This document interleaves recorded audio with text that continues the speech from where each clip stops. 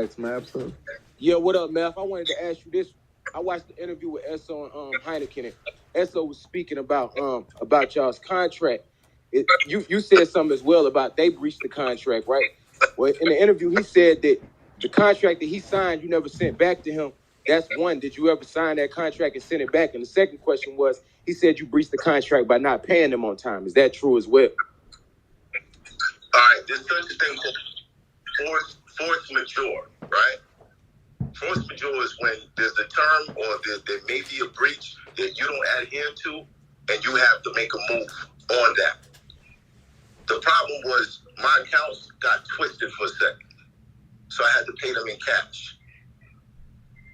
And after every episode, while I'm cleaning up the shop, these niggas would leave, so the episode stacked up. So I had to pay them. You know, eventually they came to my crib. It wasn't no pull up, like we had to pull up this crib. I told them, come to my house, and I'm going to pay you. And they got paid. And they got paid extra. But they didn't leave the show once it was breached. Now, if they had left the show once it was breached, then you would have the right to say, well, you breached the contract, so it's over. But they didn't leave. So that contract was the term that you agreed to. If I missed a day, you was okay with that. If there's mad stuff going on the weekend. Oh, my bad, I got y'all on Tuesday. If you would say, once you see a pattern of that, cool. You were cool with it. That's not why you left. I didn't breach the contract. These are understandable. Okay, the accounts are twisted. How the fuck do you expect me to pay? I got text messages that I can show. I can show y'all your space. Do you want your money? Come get your money. I lost $6,000 in cash walking around with this nigga's money, and he never came to get it. Lost the wallet one night. Yeah, I noticed he said that on the interview as well. Like, that didn't resonate with me what he was saying as well, because he was basically saying, like, you know, I don't want to have to ask nobody for my payment. They just need to know. Well, you know, people can't read minds. You know what I'm saying? Like, a person needs to know what you expect them to pay you if you want to get paid. That's like, if I go do a job for somebody, and I don't tell them what I'm charging for this job, how the fuck they know what they supposed to pay me? Right. Now, here's the thing. They all know where I live. They all got my phone.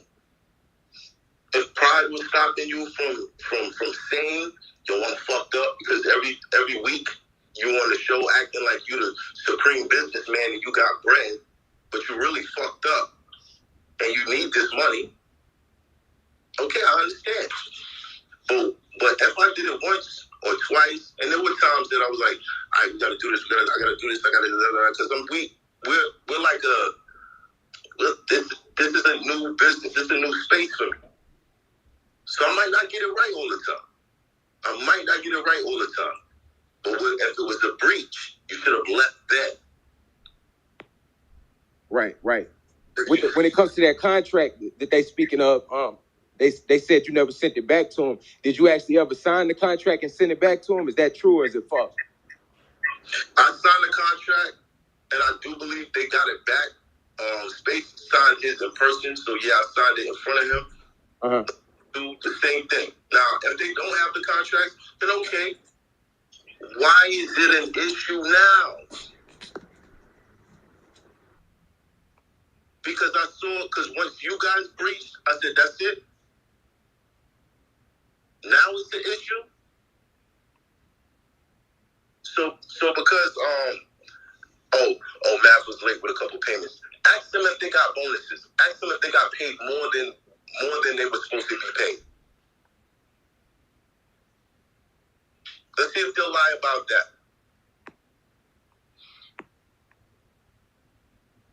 Even when the payments was late, I paid them extra. Ask them about that. So if you want to say that I breached first, then you should have left. You should have left. But you knew the circumstances under which that happened. And I can argue that. Yo, my accounts was twisted. Couldn't do nothing about it.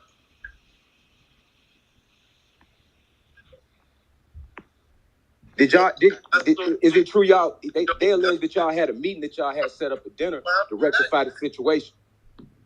Say it again? They allege that y'all had a dinner set up to rectify the situation, and they said at the last minute you ain't show up. Is that true? And if so, is there a reason why you didn't show up? Listen, my faith has increased with every bit of success. However, I can't lie to y'all and be like, yo, I'm not the same nigga. I can't. Once a nigga says to me, yo, give me $100,000 and you'll get your shit back, I'm not sitting across no dinner table with you. I told you that. I'm not. That's when the Brooklyn come out. Yeah, nah, that starts sounding like extortion when niggas speaking that kind of language. And especially when you sign the contract, these same niggas that love talking about this contract, you sign the contract saying all this shit belongs to me. For months, I've been saying, yo, Space, can you put... All right, cool. Yo, Space, put all the episodes in this hard drive. Give it back to me. Yo, Space, where's the hard drive? Yo, Space, where's the hard drive? Yo, Space, where's the hard drive? Yo, Space, where's the hard drive? Yo, Space, when you're not available and you got to go take care of your daughter and all that, can you find somebody to train? I'll still pay you for the episodes. Space Ghost did not shoot the Vlad TV episode. He did not shoot the Omar Epps episode. Ask him if he got paid for those. Still.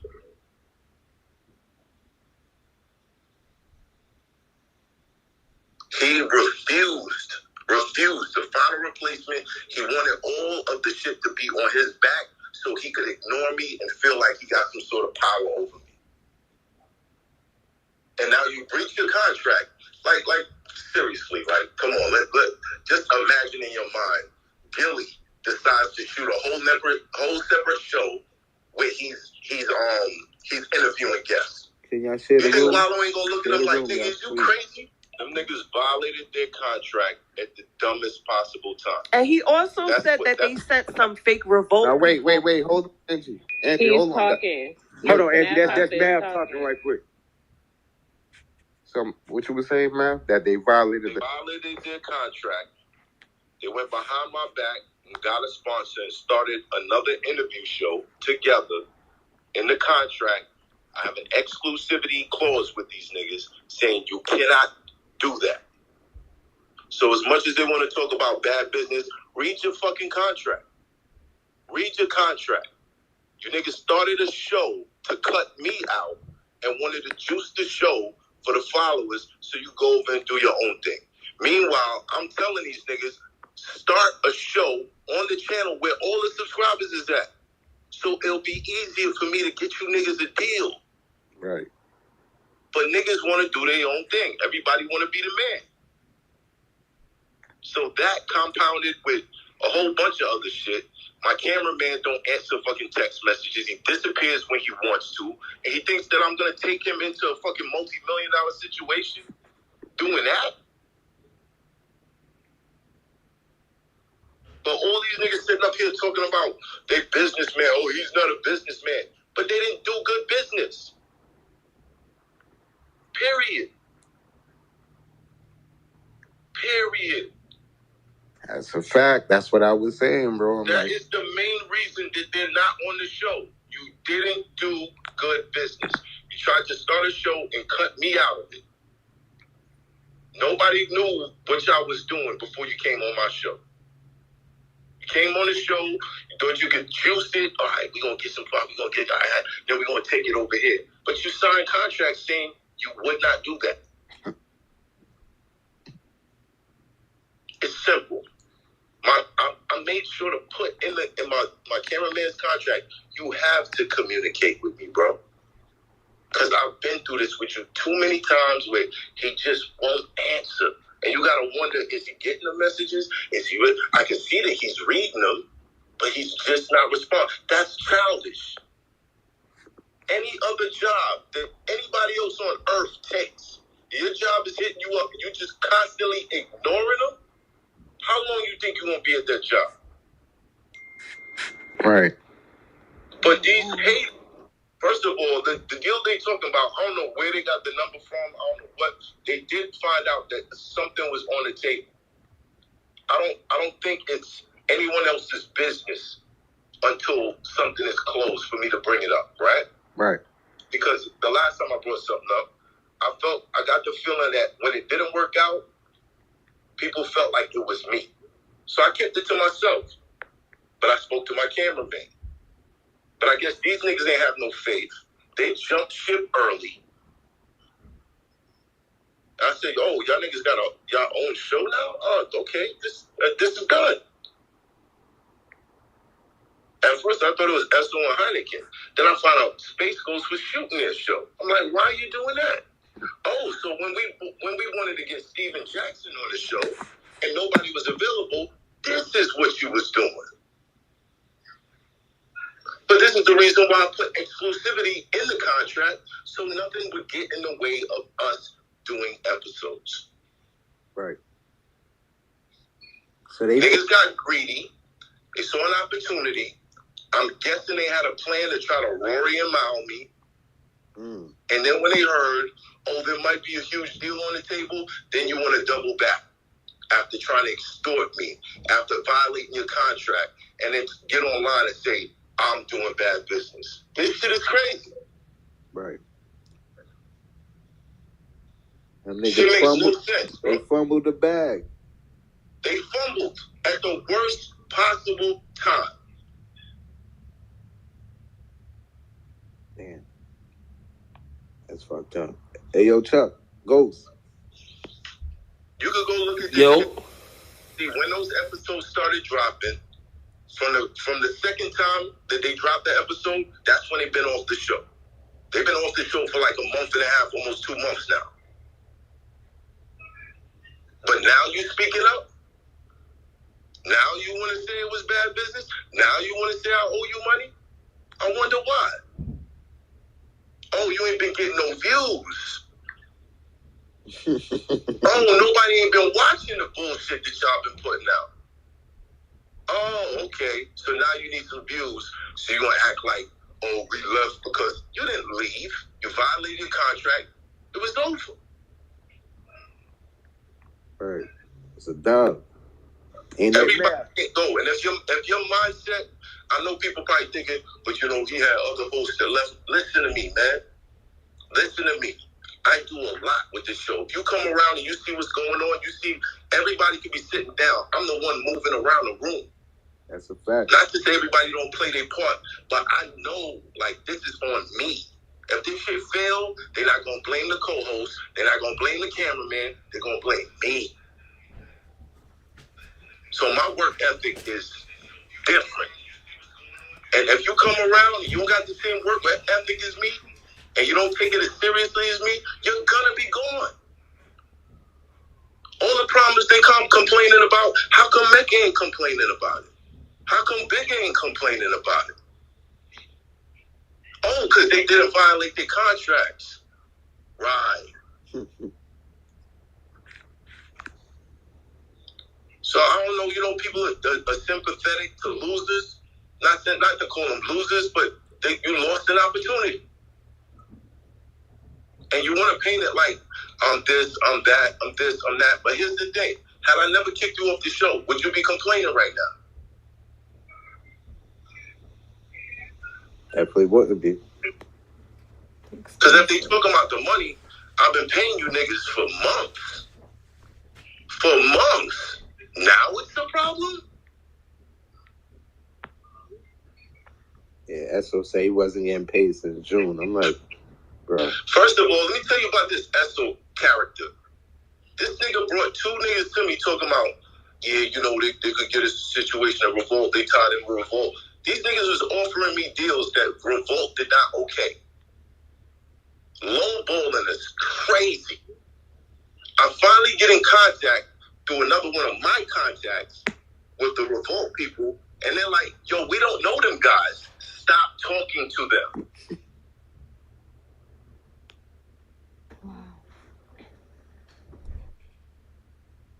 Stop talking to them. They have no right to offer you a situation on any type of terms. But this is what Esso brought to the table.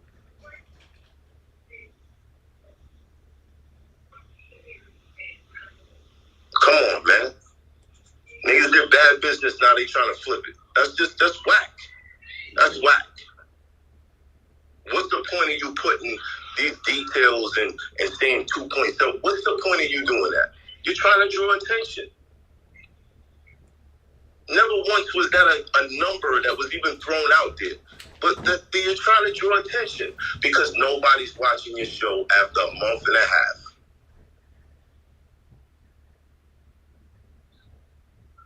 Go back and check. These niggas been doing that show for like 2 months now.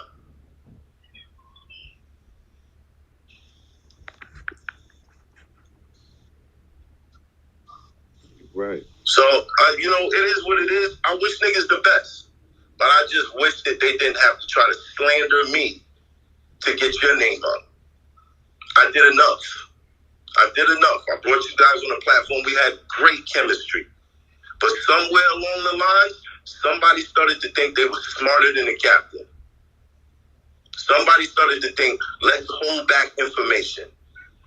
Let's talk amongst ourselves. Let's create something separate. You violated.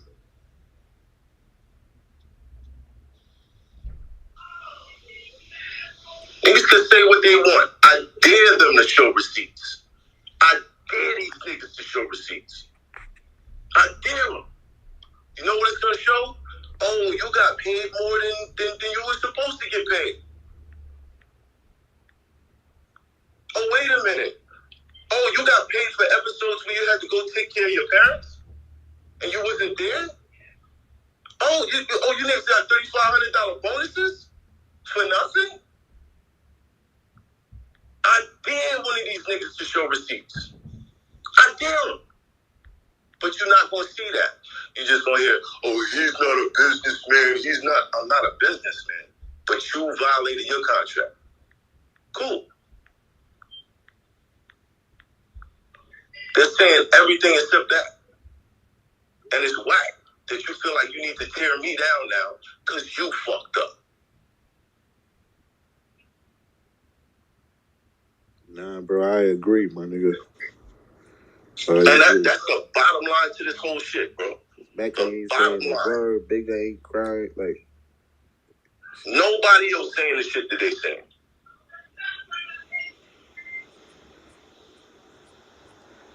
Hey, yo. Who's the money? Who's the money? Did you leave because of the money?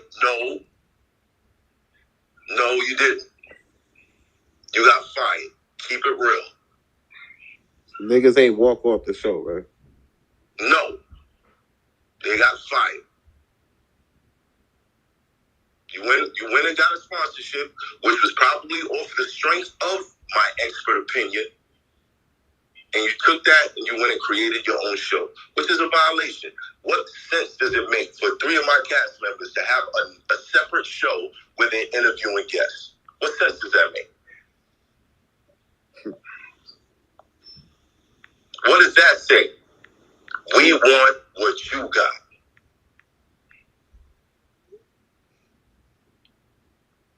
Right. We're not satisfied with being team players.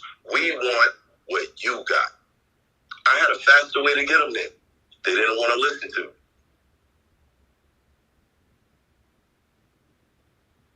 Because in Esso's mind, artists are not businessmen. And I swear to God, that shit used to piss me off every time I heard it because I'm like, yo, but you work for me. But you work for me every episode. You artists are not businessmen, but you work for me.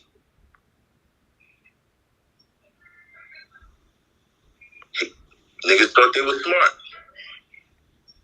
Now instead of biting the bullet and saying, you know what? We did something stupid. They're pointing fingers in every other direction. Is it the money? Is it him not valuing us? Which one is it? How could I not value you when you signed the contract?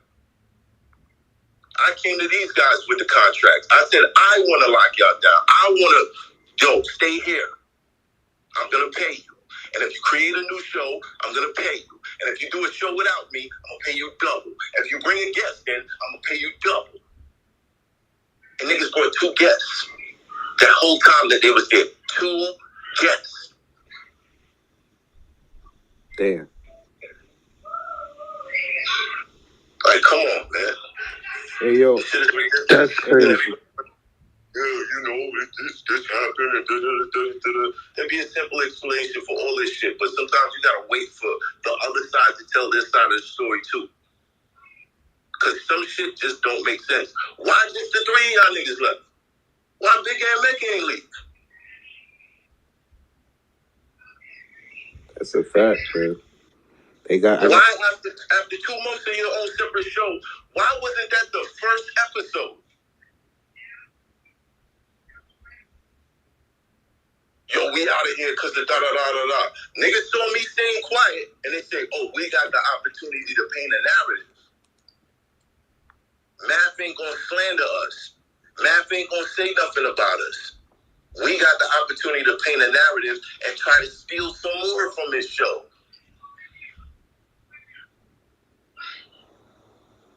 I wish niggas the best, man. I wish niggas the best. And for anybody going into business, if you're not around, if you know that you're solid, only bring solid people around you. Niggas is questionable, and from the first time people see you around them, they calling you and they saying, yo, son, I don't know about son. I don't know why you got that nigga next to you. Pay attention to phone calls like that. Because I got plenty of them, and I didn't pay attention to it.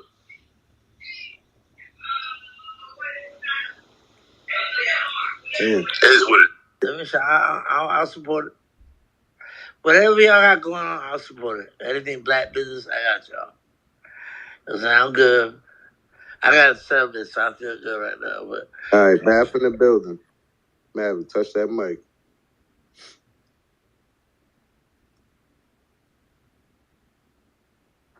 My fault, y'all. My phone died. Yeah. So where was I at? Nah, you good. We was talking about the contract you was explaining.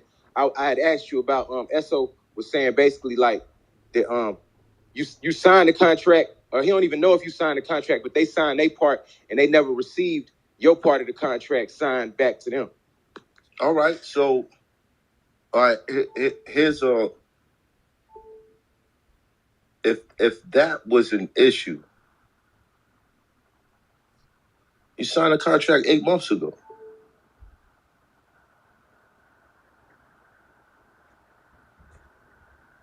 Why are you beefing about that now? Space Ghost got his shit signed in front of him. Esso Hynaken, they emailed it in. I still got the records to everything.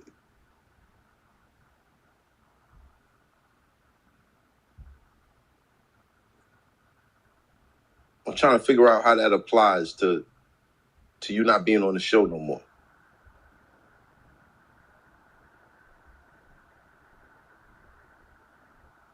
So what you think their reason is? Like you think they had an ulterior motive from the beginning?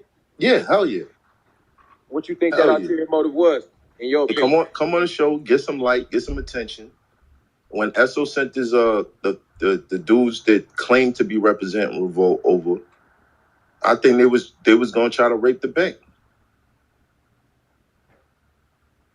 The shit that they was offering me and what, you know, other networks was offering, and it makes sense. And I'm like, yo, these your peoples. Why they moving like that? And then when I finally got to some Revolt representatives, they were like, yo, we don't know who that is. Stop talking to them. Why would you send these niggas at me? You think you basically saying you feel like they was trying to make side deals. They was trying to work out a side deal basically. Yeah, because all right, with these people who was representing, I'm a middleman, falsely was representing Revolt. Right, falsely representing. Now I'm a middleman.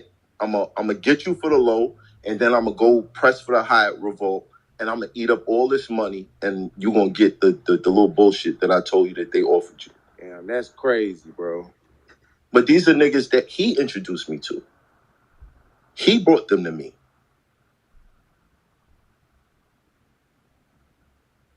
Had I not had like a suspicion, like, yo, why does it take so long for these niggas to respond? Why is it, this shit ain't making no sense? Another one of my mans was like, oh, you trying to speak to, man, listen. Talk is cheap, bro. Watch this. I get on the line with them. I'm like, yo, I was doing negotiations with such and such. And they like, who's that? I don't know who that is, but they're not authorized to do that. Stop talking to them.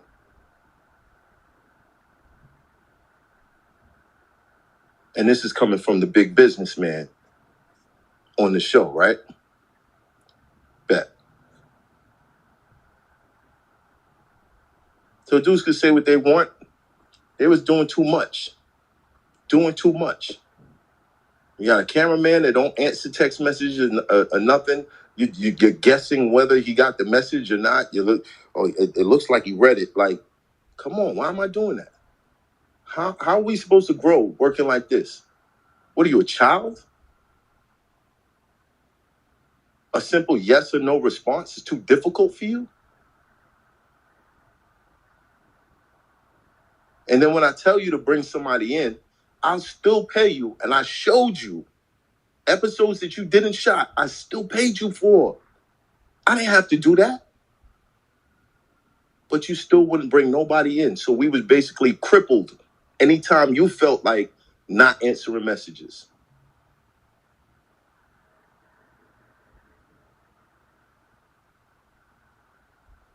Shit makes no sense, bro. It makes no sense. And I'm going to walk into a bigger situation with this? Nah, y'all bugging. Y'all bugging out. You can say I ain't the businessman up, but I'm pretty sure if there's a businessman listening right now, he like, yeah, hell no, that shit don't fly. That shit don't fly. What up, Math? You already know. I'm gonna echo that. Yo, let's get them shares up. Salute, Math. Let's get them shares up. Y'all share the room for us. Got Math Hoffa in the building. Yeah, so I didn't even want to talk about this, bro. They've been going for 2 months. For 2 months, they've been out the picture. So why is it just now coming up now? Because they ain't been getting the same views. Their show hasn't been bringing in the same views. You got to listen to their conversation. You hear these niggas talking like they're responsible for the growth of the show. To me, that sound like I heard motherfuckers saying they made Hove. Made Hove say, okay, so make another Hove. Another Hove. Factimony. Hey, was you even aware that Esso was starting the show with DJ CLUBHOUSE? Was you aware of that previous? No, I didn't. But a couple of his guests reached out to us. Then all of a sudden, I ain't hear nothing, and I see him pop up over there. I'm like, oh, okay. People are telling me, yo, you probably should publicly say that you're not connected to these dudes because people are still calling them to get on the show, and you don't know what they're saying to them. But I'm like, nah, I don't want to make shit look weird. They thought that I wasn't saying anything. I'm guessing now. They thought I wasn't saying anything because I didn't want to revert,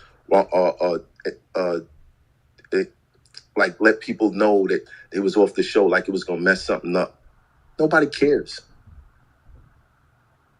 We done dropped like 4 episodes without them. It's been like 2 comments. The numbers about Hynaken and Esso. 2 comments and thousands. Math, yo, the numbers went up. It's not like the numbers went down. Right. But they sitting there saying, oh yeah, the numbers is gonna go down on his show. What? Why are you even wishing that on me? A nigga that y'all violated, who treated y'all a way that this 50 wasn't treating y'all. All the other platforms you was on wasn't treating y'all. But you want to turn around and say, I did bad business? How I did bad business?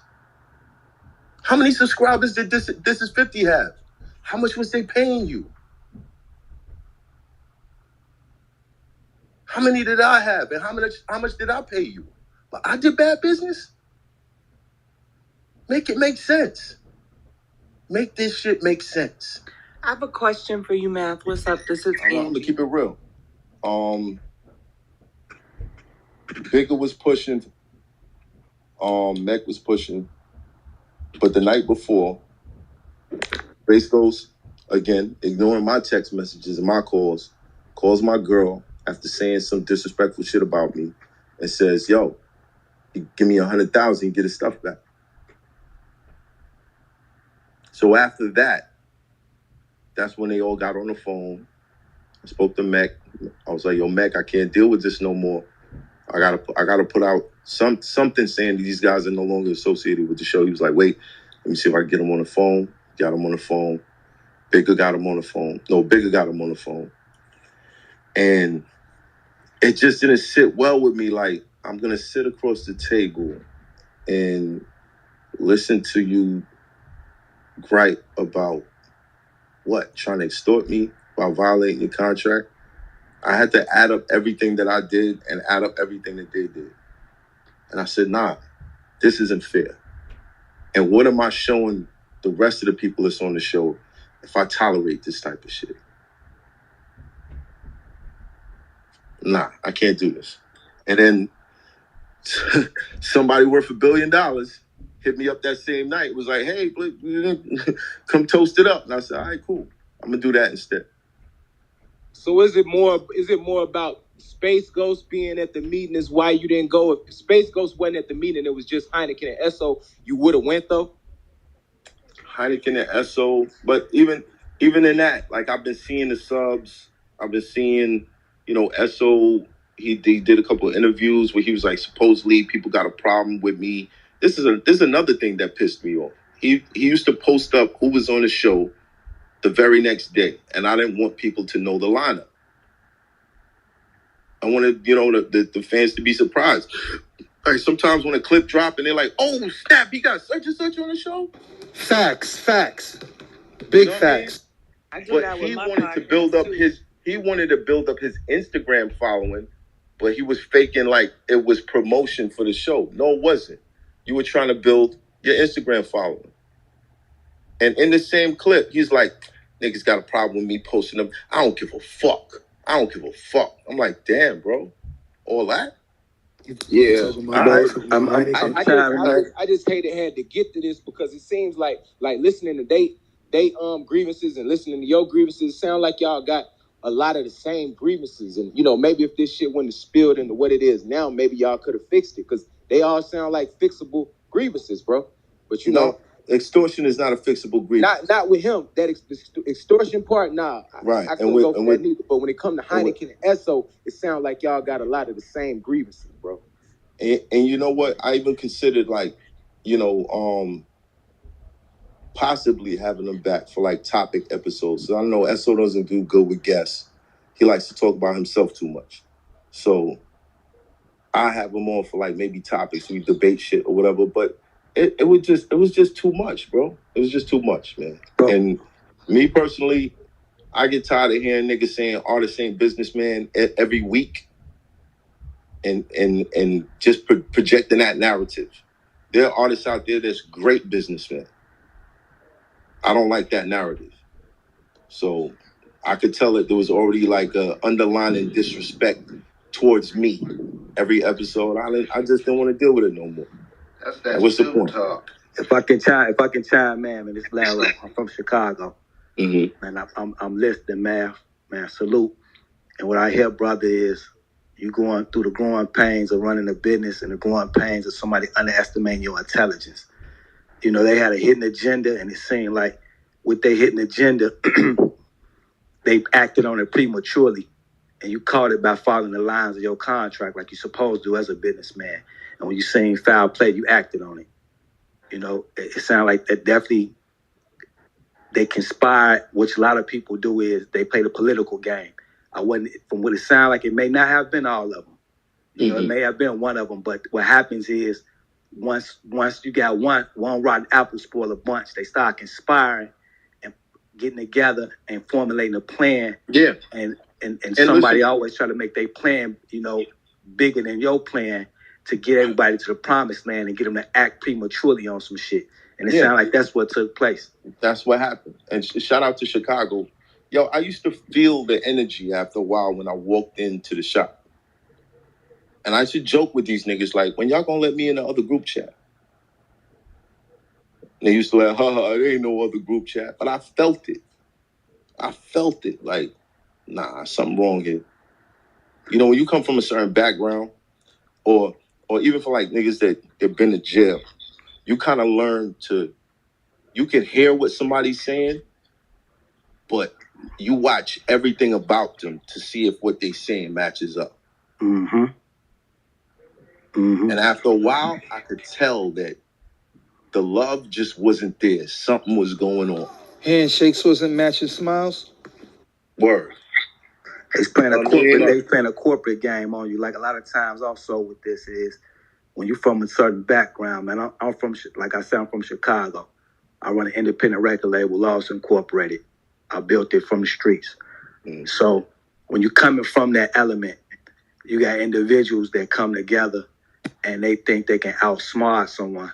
They see your platform and they see, you know, what doors you can open up from influence, from information, whatever the case may be. Right. But then they come together and say, okay, this is how we gonna win with this, because this guy don't know this or this guy don't know that. And they try to act like you undeserving of what you work your ass off to build. Right. Like you undeserving of it. Like they can do better with your platform or do better with with your dreams and what you trying to put out there to the world. You know? And that's I feel it. I felt it. And yeah, you feel it. After hearing everything that Esso was saying about artists, I knew he looked at me like that. Mm-hmm. So when I found out that the people that he brought to me wasn't with Revolt, and Revolt never heard of him, like, nah, son. That was the finesse to get you going. Yeah, in the back of my mind, I'm like, was you down with that? That's the finesse to find out what you would take, to find out what they can give you, what you'll settle for. And then once you know that's how that game go, to find out what you'll settle for, and then take them numbers and then pitch them up to the real people. You know, once they got a premise. And I get it. That's business, but I wonder how that would have played out if I wasn't smart enough to see what's really up. And yo, Math, to be real, bro, like, not that I fuck with him, but because I do fuck with him. This is a nigga you could get on the phone. You could talk to this nigga. Like, there's no way that communication, whatever their problem was, they could not have communicated with that man. As he said, they pulled up to his crib. Like, this nigga, you can call him. You can conversate with him. He ain't like that. Like, you see, you on here now? I did a lot. I offered to pay for these niggas' personal trainers. I'm like, yo, you niggas can't be on the show with baby on. You know, for those of you that don't know, nigga, what Mav said, get your weight up, fam. Part of the show. Yeah, and I'm like, yo, don't reach out to them for interviews with my expert opinion, because they're gonna tell you that I'm booked up and try to get you to go to someplace else. I never spent $1 on my own money. How you know they did that? That's whack. So, Mav, what do you say to the rumors and whispers that the got reached out to or the tension or what have you stems from I'm not gonna drag the interview and the interaction we seen on the screen? Nah, I mean, partly because, again, like, Hynaken said something that wasn't true.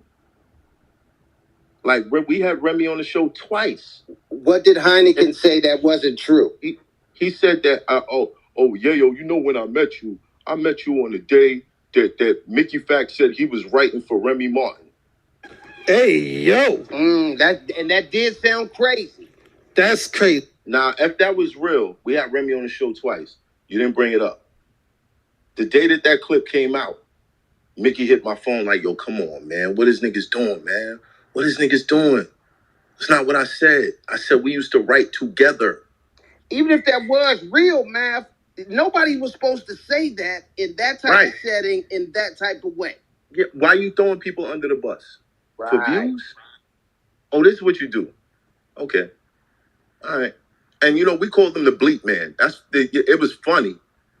But it was a way to not get sued, because some of the shit that he was saying was like, yo, bro, what are you doing? What do you mean you want to choke this chick? What's wrong with you? But this nigga Yayo had him hype. But that's the way he was doing it on This Is 50 too. If you ain't see it, he used to get bleeped a lot, and they had to cut up the interview. And no disrespect to This Is 50, but you know, if he was the guy over there, then it should still be going the way it was going in the past, right? We know who was the guy. That nigga Jack was the guy. He was the Right. Yeah, that was the guy, Jack Thriller, Yeah. Factory. Yo, Mav, But I let me don't ask you a hold question. no hard. Yo, don't I don't forget. got no hard feelings towards. I want to make this clear though. I'm not. I don't. Wait. I don't hold no hard feelings towards nobody because I feel like everything. Yeah, like Angie said, everything is a learning lesson. You know, people say everything happens for a reason. The reason is to learn from it. I gotta clear up something. Fact. Don't throw out just Jack Thriller. Don't forget about DJ Thorough because I do fuck with This Is 50. And let me just clear that. All right, Jack. Right. Your part self. Let me chime in right quick. Yo, Mav, Versace, I'm gonna ask you a question. When I seen that interview with 5 Mics, right? I felt some kind of hate coming from Esso's side of the couch when nigga 5 Mics was giving your flowers and talking about how he gonna pay homage and sign you to a deal and all that. He looked like that shit ain't rubbing right. Like, look, damn, my nigga. Esso's the type of guy that he has to be the man. He doesn't know how to play any other role. You know what I'm saying? Like, you could go on my Instagram page. There was the part of during a break during the Guru interview. Guru surprised me by pulling out one of my old mixtapes. Look at Esso's face. Look at his face, bro. The nigga used to sit across from me. You've been on the show for months. Talking about I don't watch battle rap. I don't know nothing about that. Like, why are you saying that? If you don't, why are you saying that? You're making a point to say, oh, I don't pay no mind to math.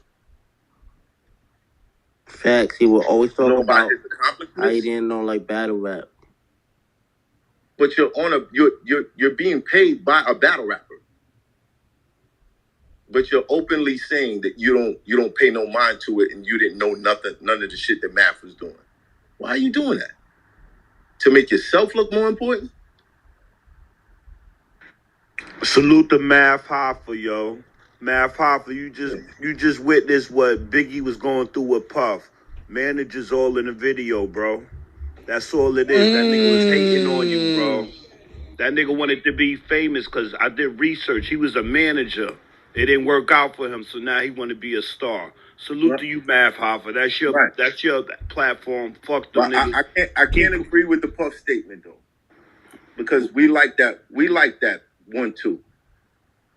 We like that 1-2. When it was hitting, we loved it. It's always like that in the beginning, right? But up until Big Pass, we didn't have a problem with it. Suge Knight had a problem with it. But, you know, who would you rather be, Puff or Suge Knight? Suge Knight right now. Nah, man. Math Hoffa, man. Just keep pushing the culture forward, my nigga. We here behind you, bro. We know you. We don't know them other niggas. We watch the show because it's Math Hoffa. Period. That's it. Thank you. I appreciate that. This is a blessing in disguise, hey, Mav, trust me. Mav, would you interview Kanye right now? Yes, I would. But he got to take it down. I think he got to But you be Mav is a black Israelite, Hebrew Israelite, low key. Come on, tell the truth.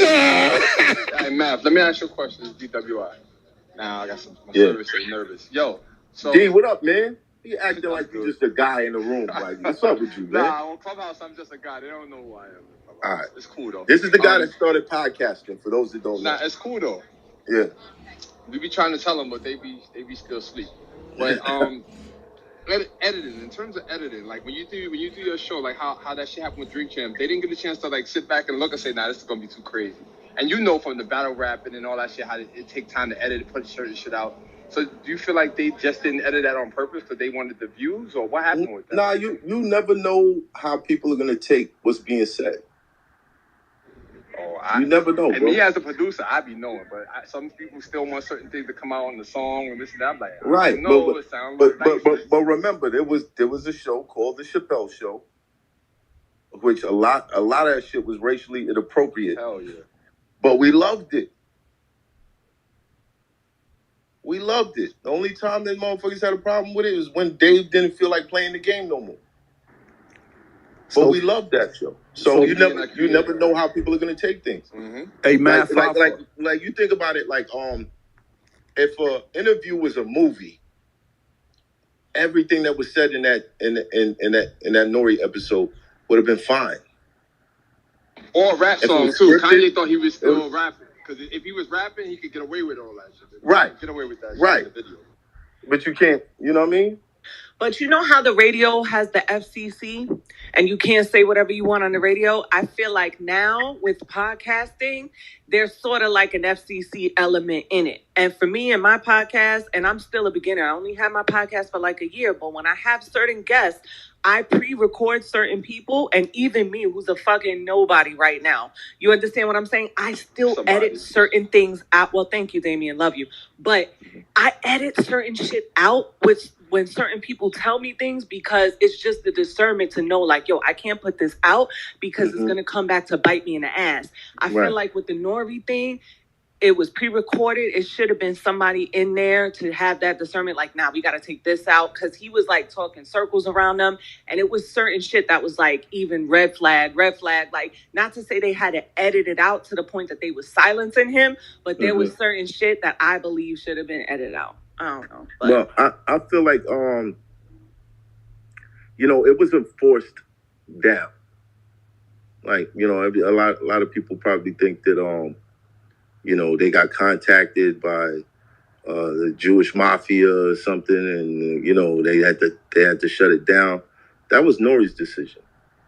That's not true. That's not true, man. No, it is true. It is true, because I'm getting this from two of the main sources behind that show. But was it his decision due to the pressure, though? No, it was his decision due to feeling like he was tarnishing the reputation. That's not true, man. No, listen to what I'm saying. Just let me finish it. He was tarnishing the reputation of someone's father, who from what happened to him, created like or rather increased a powerful movement. I was on the phone with Nori for hours when that happened. But can I pull up what about when he said on Hot 97 and Breakfast Club, when he said, I didn't realize it until I looked at it. But listen what I'm saying, man, Papa. He said, I don't look at the video. You can go for like, it's the Breakfast Club, it's the game. You know what I mean? But I know personally, he felt the way about the pain of someone's daughter. So where was the pain that when you had the conversation with him when he said slavery was a choice and he put him on the show? Did you ask him about that? I mean, again, I'm black. Again, and you might feel like it wasn't, right? You feel like slavery was not a choice. I differ from you, because we idolize people like Harriet Tubman and Nat Turner, who felt like it was a choice. But you dig what I'm saying? I'm not expecting everybody. You misinterpreted what he said. You taking it to make it fit your intelligence. By him saying slavery was a choice wasn't comparing it to Harriet Tubman and all of that. Because you got to remember, they ran away from being a slave. Right. So they already that was their choice. But listen what I'm saying. They accepted the choice already. We don't know how many years they were slaves. Yeah, but for me, there's no but after that. They were slaves first. There is an awakening moment. For me, I feel like love is an eye-opening factor. And if you were born a slave and, you grew up under these conditions or whatever, from the time that you have a child, from the time that you fall in love with a woman, and you see the treatment, you might not feel that way for yourself, but you see the treatment that your child is undergoing, or the treatment that your wife is undergoing, your woman or whoever, or just people that you care for.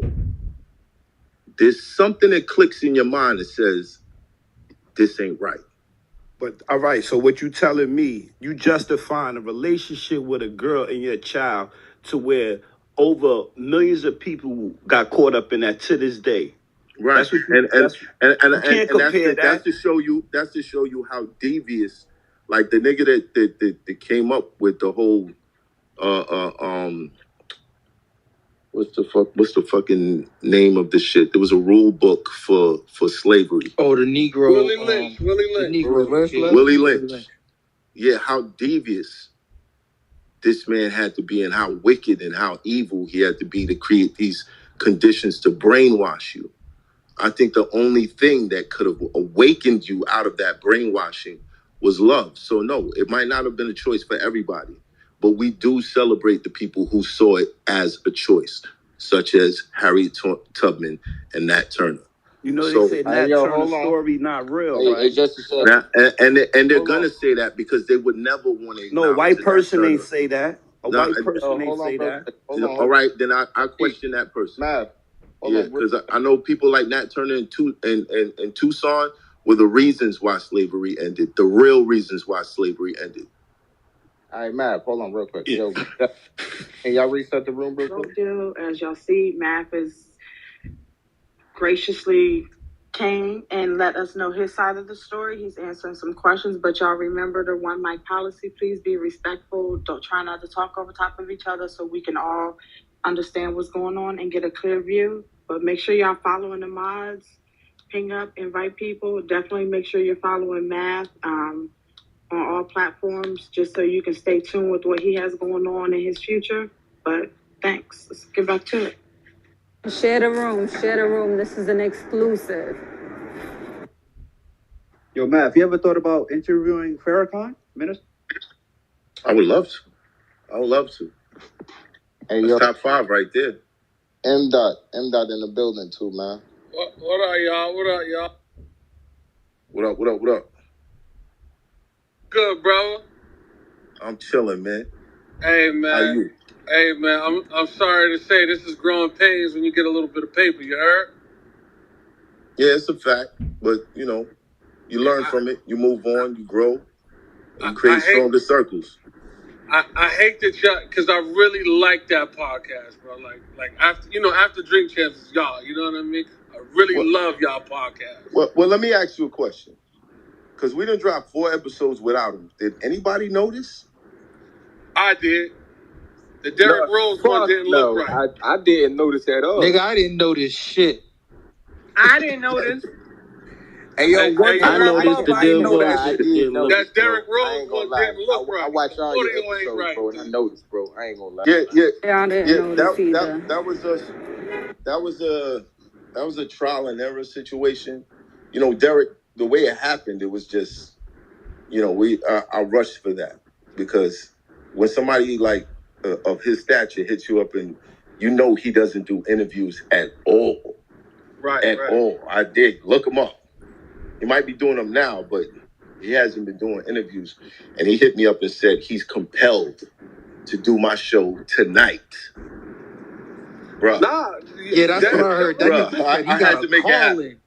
I had to make it happen. You know what I'm saying? Like, nah, son. This, you know, and especially at a time where I'm like, yo, am I doing the right thing? Am I good with letting these guys go? What am I doing? Am I doing the right thing? God, give me a sign. And then I get a phone call from Derrick Rose, and he's like, a voice told me to come do your show. Oh, that's it. Hey, well, man, what was the build up like to finally letting them go, or was it something just immediate that happened and you just? It was a bunch of stuff. It was just differences, seeing the little division. Right. You know, we got booked for the Made in America concert, and I rented a Sprinter, and these 3 niggas rode in the car without us. Yeah, that's crazy because Esso spoke on his interview about, you know, previously before this happened, he was leaving the show before and he ended up coming back. So I was wondering, like, what happened with that? Like, what the issue was? We had it's just, yo, bro, like, again, I'll tell y'all, like, yeah, I've grown, but I haven't figured out where it's coming from. And one day, I don't know, I just locked on the Esso and I'm like, yo, what's up with you? Like, your body language, everything is saying that you just don't fuck with me, bro. And we got into it. And, you know, he left that night. Hynaken stayed. He said 6 words that episode. It's like, all right, cool. I understand these guys is a package deal. And I appreciated what the contributions to Hynaken. He was the only person that was, but, Mech does too. He was one of the people that used to try to get questions together and, do research, and so would be sitting there like, oh, I didn't know that. And Mech is a real journalist too. Yeah, you know what I'm saying? But there was a certain level I want to do this at. So I used to encourage everybody, go do research, get some questions, see if you could find, let's come back to the table, let's see if we got the same questions, if we came up with the same stuff, like let's figure out a way to do it. Okay, I want to go here and then go here so that we could come back around to this. And once he's comfortable enough, then we can get into the hard questions. And, there's a method to my madness. Hey, Matt. But let me ask you a question. Oh, my God. Yeah, my fault. He wasn't, I kind of, that it started from that night. And Hynaken called me the next day and he talked me into bringing him back. And when he came back, I still felt that energy, but I let it go. We appreciate and see what you're doing with what you started. And I know where you came from being a battle rapper, from going through all of that bullshit you had to go through, all the fights and all that shit. And now to be on the other side. And now you look at where you're at again in front of the media. Like, how much of that media training has helped you? Because you sound wonderful right now. I'm like, damn, this is the same math that Smack Doses had on. But you sound like I hear the growth. And I'm speaking from I watched you grow, right, for the last 15 years. So I'm just giving you those flowers, but asking the question too. Right. I think it's not media training, because I've never had media training. You're being interviewed so much. Yeah, I hit every branch. I fell plenty of times and hit every branch on the way down, learned something, went back up, fell again, hit the branches, went back up. But I can't, the way that I speak now, I feel like the source that I can attribute that to is just hanging around people more successful than me. You kind of pick things up, and after doing 100 or something episodes, of course that helped. But, I get this from, aspiring to be something greater than I am today. And, kind of looking around like who are those people? Who are those people that I would like to be next door neighbors with? Who are the people that I'd like to have a business with one day? And just watch how they move. And you pick things up. So I think that helped a lot. Yo, Math Hoffa, why you don't do you interview battle rappers? We just had Daylight on the platform. But he didn't really speak. They really the real battle rappers, from Mecca, or other states to where they really hold weight. Dollar, I don't really, you know what I'm saying? I'm talking about like the real ones, Loaded Lux, things of that nature. Battle rap is real cliquish. And I feel like I did a lot in the battle rap world where, people didn't like me. I was the guy that was going to try to find out the real shit. I didn't like making up stories. I didn't like trying to come up with fake angles. I liked saying the real shit. Like, if you watch my last battle with Geechee, third round, I'm breaking down the Rico and telling niggas to drop their flag. This shit is coming. It's going to hurt everybody. And, niggas is like, yeah, that was a cool round. But I think Geechee got it. You know what I mean? And then now you look at what Surf is going through, and it's like, damn, bro, if niggas just, but they didn't judge the messenger more than they listened to the message. But they not big as you, Math Hoffa. You got a major platform. They would definitely love to sit on your in the barber chair, and you could get to ask them questions. Because a lot of people in hip hop culture of today, they're not too familiar with battle rapping. By you having that platform, and that's your root, that's how we know you. I think that's where you need to channel your energy to. That's just me personally, bro. I think that's your lane. There's nobody with a platform battle rap. From my understanding, them niggas getting money. So don't you think they need media coverage too? Yo, P. I don't. Yes, sir. I would love to do something for the battle rap culture, but again, I'm on that fool be once, shame on you, fool be twice. I went that route. I got a lot of hate, a lot of people tried to build their channels up off of hating on me and all that shit. And I just felt like, y'all niggas kind of turned me off from the whole shit. Now, will I still attend shit? Like I just did Loaded Lux has a documentary. His sister, shout out to Tiff Lux. She got a documentary coming out, and I went through and I sat down, gave him a good 3 hours for that. Yo, P, I was in the building. I was in the shop when he interviewed Jen and Keisha. You heard? That was Yeah. No. I seen those. I just thought that I'm looking at it like Math Hoffa's major when it comes to battle rap. Right. I think that he could master that lane because, from my understanding, for sure. you got a lot of quote unquote rich people, rich rappers trying to get involved in that. If Math Hoffa got that platform, that means that he's gonna be like the first one to do it because his platform is big. So anything that generates from that goes to him. You get what I? And I consider that pushing the culture forward because before niggas had a song, niggas was battling, and there's no platform for that. That's all I'm saying, bro. I think there are platforms for that. Like shout out to Jay Black, shout out to Henny Man, shout out to Piper Boy Williams, shout out to Hip Hop Is Real, shout out to 15 Minutes of Fame. There's plenty of platforms. Angry Fan. Yeah, Angry Fan. Like shout out to them. Like those are the platforms for battle rap. I just feel like I went through too much with these niggas. Son. I really went through too much with these niggas, man. It just put a bad taste in my mouth, and I'm like, nah. I don't know, man. Anytime I go in that direction, like even recently, I did a Hip Hop Is Real interview, and they put up some goofy ass picture for the thumbnail, and I'm like, why would you niggas do that? See, that's why I can't fuck with you niggas, man. I can't. But you know they hating on you, Mav. They know you get to that bag. Yeah. So you gotta help them then. Well, exactly. So it's no, like, but I'm not saying he don't gotta be.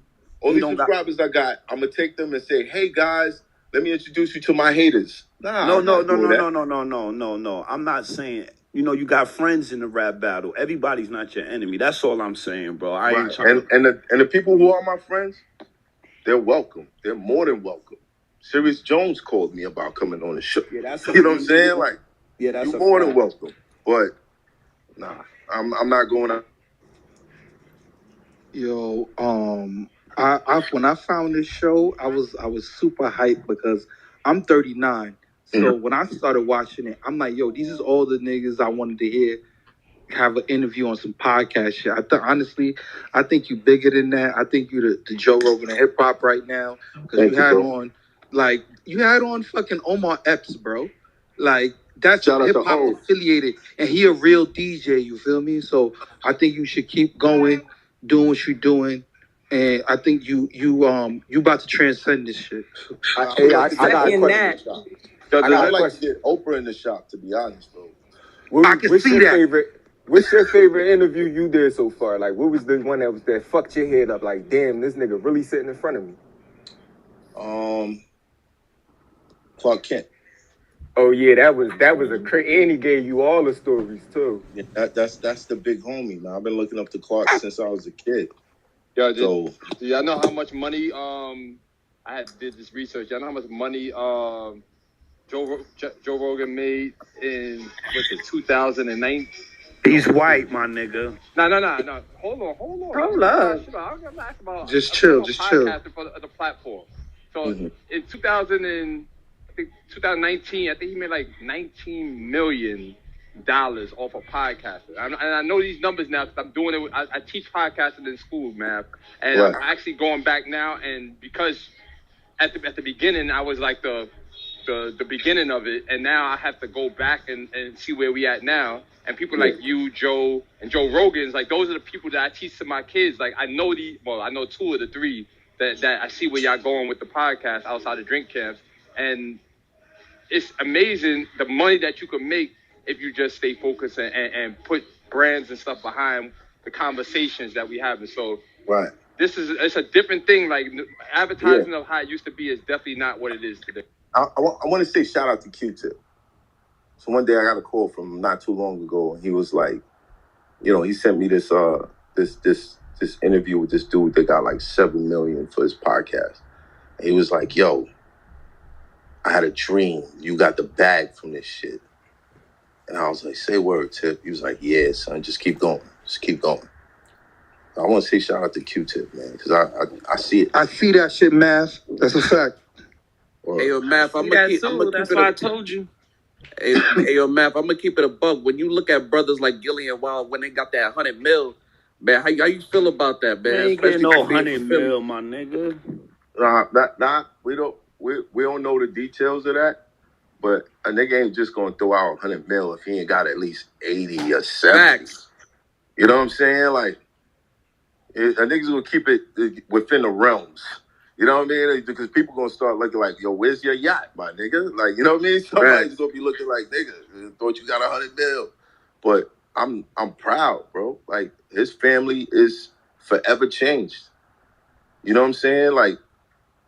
Like you there, my nigga. You can help change environments now. Especially Wallow just did 20 years and came home and turned up like that. That shit is crazy. Yeah, that shit crazy. But understand That's the a focus blessing. they came out with. Understand the focus. And to my understanding, for everybody I speak to from Philly, like, he always been focused like that. He just made a mistake. And one mistake cost him 20 years. No, niggas was here. We was hearing about him upstate, like in the actual city. Like, niggas didn't know the face, but niggas was hearing about niggas coming home, being motivated from him and shit like that, going through motivation classes with him upstate. So yeah. He was going buzzing into already. jail. Yeah, he was buzzing in Philly already before he came home. Like, but niggas didn't know the face to it. They didn't know who he was. And then when he came home, like, the motherfucker was just in the rain doing videos and shit. Like, how can you not stop and see that? Listen, I gotta be honest. And these are two of the smartest niggas in the podcast shit. Because bruh, they showed me their setup. They don't got a cameraman. They do all of that themselves. Trying to tell you. Oh, that's Dolo? Crazy. Period. That's Dolo. Just like YouTubers do it. You think they got... Not every YouTuber be doing interviews with a whole bunch of casting crew and lighting and all that shit. Like, you can do it dolo. You got to learn everything. This way, nobody could tell you they got something over you. Oh, I know how to do the camera. I know how to do the lights. I taught myself how to edit. I'm self-taught. And man, that's where I'm at now. Like, I had to go to B&H and blow the bag and be like, let me get all this shit figured out. You could just YouTube it, Math, and then do some research. You're gonna learn how to do everything. Bro, you get a tripod and a camera with a stabilizer, you good, man. The cameraman out of there. No, but they had to go through the same shit he went through. Like, Billy and them had plenty of episodes where plenty of people on there that didn't make that in studios that they were having. Right. Now, imagine if those people would have stayed down. Yep.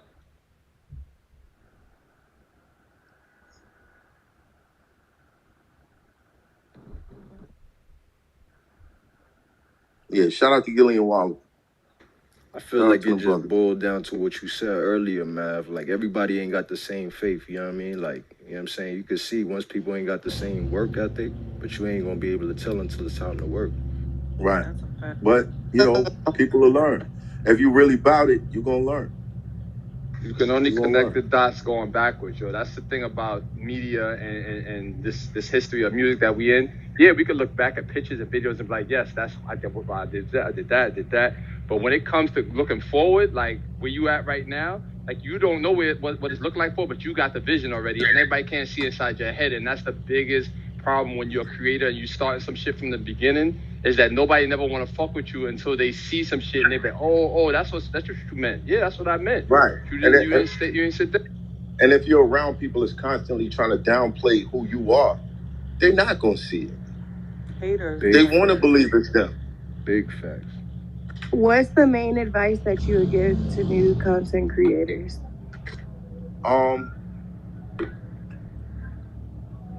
Be focused, be about your craft. Don't compare yourself to anybody else. I look at Nori, I look at Gillian Wallow, but in my head, I got a picture of what I could be, and that's where I'm going. When you compare yourself to other people, once you surpass them, you lost. You don't know what to do after that. You know what I'm saying? So always have there's always somebody in the room with me. And that's me 10 years from now. And he got everything that I want. When I'm fucking up, he's not around. But when I'm doing the right thing, he's right there clapping for me. And I keep that mind frame of where I want to be. It's always in my head. But the most important thing I'm going to say to anybody is don't worry about shit being perfect.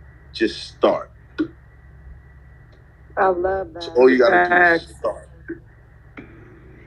Yo, Chuck Hey, said yo, that man. same shit. When I Follow it from I watched the Bag Fuel episode with all four of them, with Shampoo and the other brother up there, right?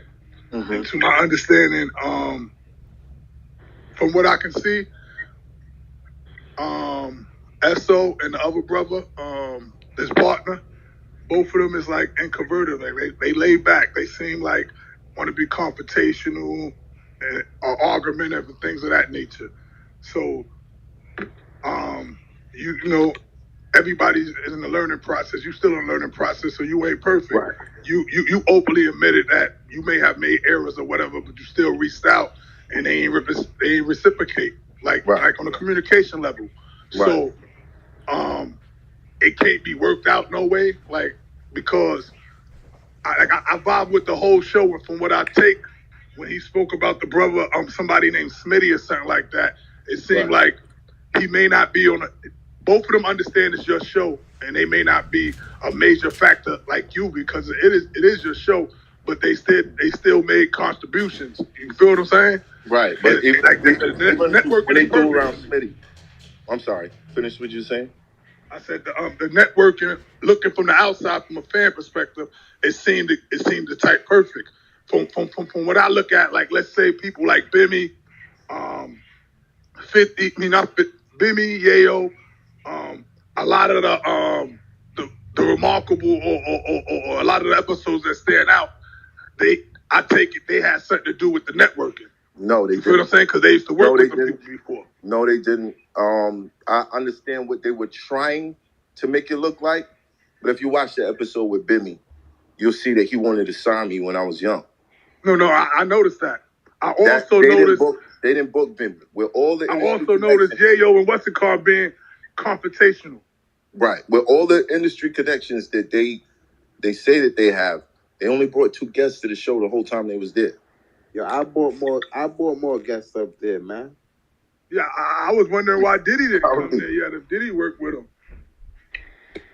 Well, we'll see what happens in the future. Yeah, because I thought since Hynaken was on there, 50 was going to be on there events, like somewhere. Do you see 50 on there? I'm just saying. I'm just saying, like, what the fuck's going on? You know what I mean? Yayo's somebody I've been reaching out to for years. Like, he been reaching out to me when we seen Battle and all that stuff. So the same relationships that they claim, oh, we had a relationship with most of these. No, some of these niggas are my friends, bro. Like, you know what I mean? While I'm going through all this shit, I'm on the phone with Bimmy, and Bimmy's like, damn, bro, I wanted y'all to keep it together. Like, you can't take credit for that. But this is what I'm saying. When you around people who are constantly trying to dim your light and make theirs brighter, like they're leaving out the facts. You didn't book these people. I booked them. You brought Rockwaller. You brought CLUT. Thank you. Shout out to Rockwaller. I don't know if he's still in the building. Shout out to CLUT. But with all the connections that you boast to have, those are the only 2 people you brought to the show. Oh, so he had nothing to do with the original deal. Remember, I don't know if you saw it, but he spoke about something when he came aboard 8 months prior. You had almost 300,000. He went to Revolt and proposed something. They didn't bite. And a few months later, it came back around it's again. not that they didn't bite. He sent representatives that had nothing to do with Revolt. They made me an offer that didn't come from Revolt. Oh, all right, I did.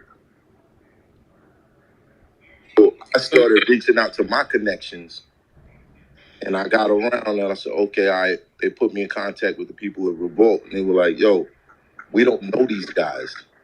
No, because I heard it, and I was kind of dumbfounded, because if he used to manage Diddy, and I see Diddy on his short stories, I'm like, why wouldn't you know what I mean? Like, why would the communication be that difficult if you have that level of, you know what I mean, network? Well, why was the communication difficult with me?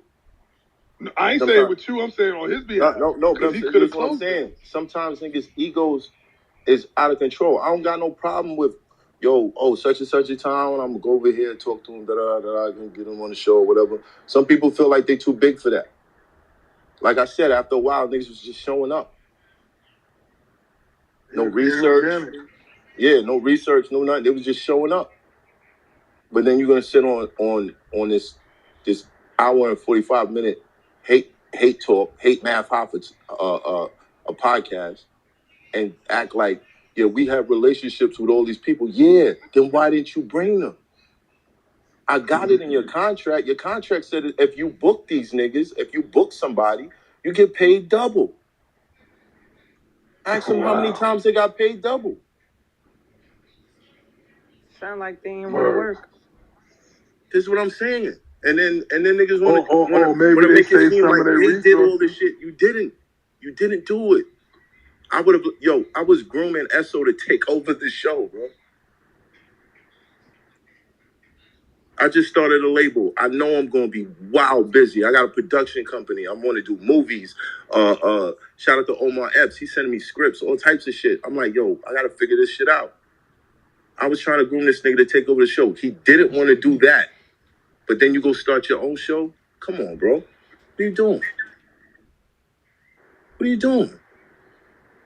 So if you was grooming him, you did kind of respect his business sense in a way, at least. No, I felt like he was charismatic enough.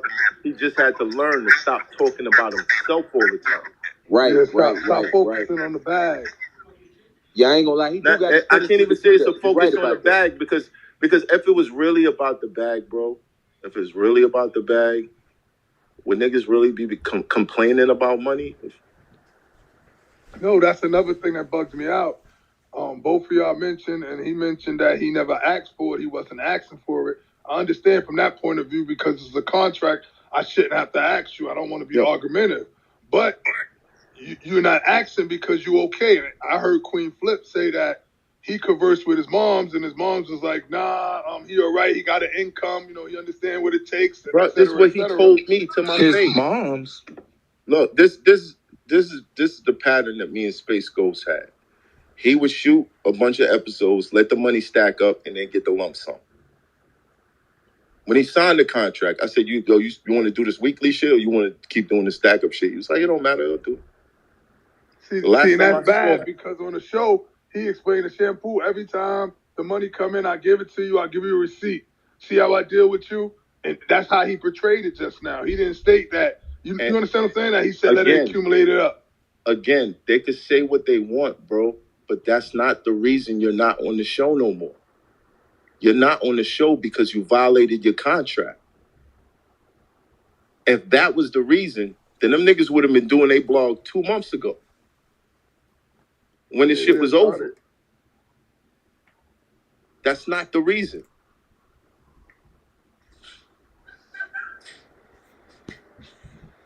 So, niggas can make that argument if they want, but that's not the reason you're not on the show.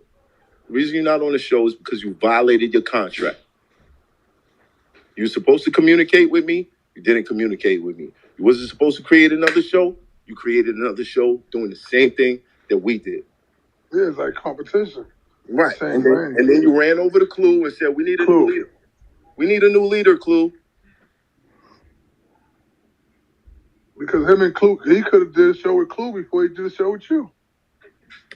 Apparently not, because I'm not going to get into that. CLUBHOUSE wasn't ready. But CLUBHOUSE, you know who you CLUBHOUSE, just know who you sit next to. Just know who you sit next to.